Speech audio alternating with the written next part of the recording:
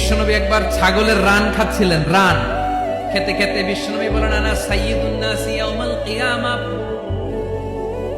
আমি কিয়ামতের দিন সর্বশ্রেষ্ঠ হব, মানুষের মধ্যে সর্বশ্রেষ্ঠ সেরা আমি বিশ্বনবী। আলহামদুলিল্লাহ।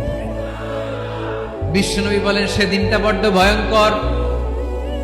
সেদিন কেউ কারো কোনো উপকারে আসবে না, বন্ধু বন্ধুর কাজে আসবে না, স্ত্রী স্বামীর উপকারে আসবে না, স্বামী স্ত্রীর উপকারে আসবে না, পীর সাহেব মুরিদরে বাঁচাতে পারবে না, মুরিদ পীর সাহেবরে বাঁচাতে পারবে না, নেতা কর্মীর পরিচয় দিবে না, কর্মী নেতার পরিচয় দিবে না, ভাই বোনকে চিনবে না, বোন ভাইকে চিনবে না, বাবা তার সন্তানকে চিনবে না, মেয়েকে দেখে মা দৌড়ে দৌড়ে পালাবে।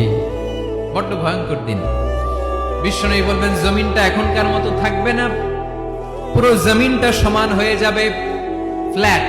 এখন তো গোল, তখন ফ্ল্যাট। সবাই এক জমিনের উপরে দাঁড়াবে, সূর্যটা মাথার কাছে চলে আসবে, সূর্যের গরমে মানুষের মাথার মগজ গলে গলে কানের ছিদ্র নাকের ছিদ্র দিয়ে বেয়ে বেয়ে পড়বে। আহ, সবাই হয়রান, পেরেশান, ক্লান্ত শ্রান্ত। মানুষগুলো বলবে বাঁচার কোনো উপায় নাই।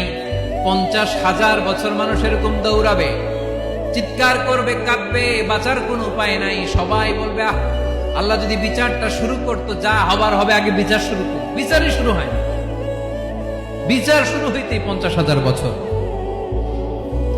আল্লাহ, 50,000 বছর, 5,000, 15,000, 50,000 বছরের